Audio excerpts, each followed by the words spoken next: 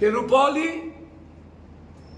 जो लोग राहुल गांधी, प्रियंका गांधी और कांग्रेस की विचारधारा को मानते हैं, हर परिस्थिति में चाहे कोई भी हो, यदि हमारे साथ जो लोग थे और आज कभी निर्दलीय तो कभी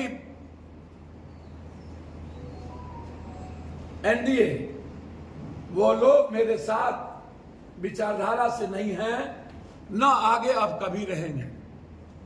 जो लोग इस चुनाव में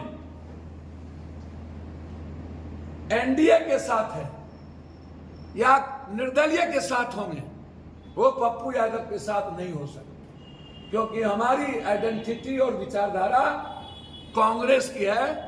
हमारे लोग कांग्रेस की विचारधारा के साथ रुपौली में खड़े हैं और मैं उम्मीद करता हूं कि रुपौली की जनता माफ करके, क्षमा मांगता हूं मैं, हाथ जोड़ के, यदि कोई गलती भी हो महागठबंधन के कैंडिडेट से तो उसकी क्षमा करिएगा, माफ कर दीजिएगा। मैं सूद और ब्याज के साथ वो कुछ करे ना करे, जैसे ही चुनाव खत्म होगा रुपौली के विकास की शुरुआत पप्पू यादव के हाथ से शुरू हो, ये मेरा वादा है। मैं पुनः एक बार रुपौली की जनता से हाथ जोड़ क्षमा मांगता हूं, यदि कभी भूल में गलतियां हुई होगी उसको क्षमा करिएगा और आप एक बार मेरे लिए अपनी बेटी के साथ खड़े रहिएगा। बहुत बहुत धन्यवाद। नमस्ते। नरेंद्र मोदी को छोड़ सभी लोग देश के पूर्णिया आ गए, बस आज नरेंद्र मोदी का आना बाकी है। मैं चाहूंगा कि नरेंद्र मोदी जी भी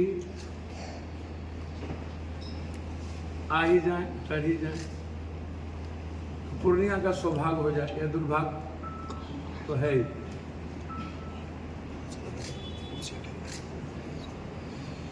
ललन बाबू आए, माझी जी आए, चिराग जी आए, संजय बाबू आ गए, सम्राट जी डिप्टी सीएम आ गए, दोनों डिप्टी सीएम आ गए, सारे मंत्री जी आ गए। एक नजर कल्याण कर दिए होते बिहार डिप्टी सीएम साहब, हमारे रोड के गड्ढे को देख लेते। बायसी, डगरवा, अररिया के साइड में जितनी बाढ़ आई हुई है, पानी नदियों का ऊपर है, काली मंदिर की लगभग सीढ़ी डूब गई है, कटाव जारी है। फिर मैं कहूँगा कि रोम जल रहा था, नीरू बंसी बजा रहा। यह बात एक बार मैंने पहले भी होटल उद्घाटन में कही। इतने लोग यहाँ आए,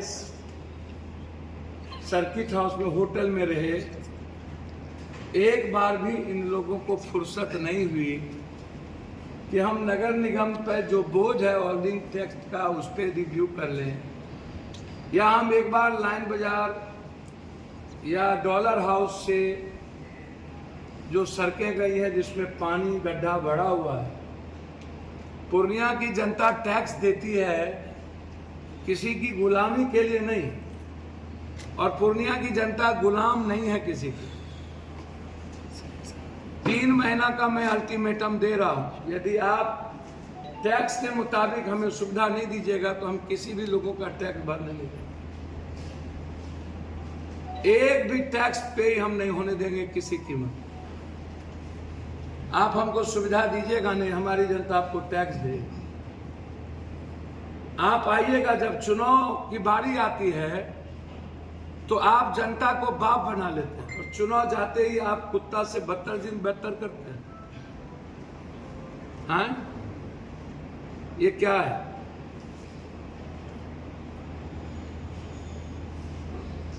अरे भैया, चिराग जी मेरे भाई हैं, आए थे तो बनमनखी देख लेते। चीनी मिल खत्म हो गई तो कुछ एक फैक्ट्री बन जाती। डिप्टी सीएम साहब बिहाड़ा के हालात को देख लेते। और जीतन राम मांझी मेरे बुजुर्ग हैं। कौन मुशर्रफ, कौन राम मंत्री बन रहा है, यह सवाल नहीं है। मुसहर समाज की स्थिति कितनी बदतर है ये सवाल, और मुसहर समाज की जिंदगी बदलने के लिए मैं खड़ा हूं।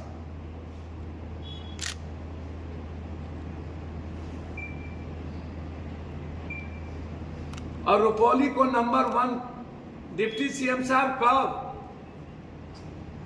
3 मंत्री आपने इस इलाके को दिया था। डबल इंजन की सरकार थी। आजादी के बाद इतने लंबे समय तक 20 साल तक मुख्यमंत्री रहने के बाद, और आप खुद कह रहे हैं कि रुपौली अत्यंत पिछड़ी जाति नीतीश कुमार के साथ खड़ी रही, तो फिर रुपौली की दुर्गति में किसकी भूमिका है? अत्यंत पिछड़ी जाति को रुलाने में और उनको अपमान करने में किसकी भूमिका है?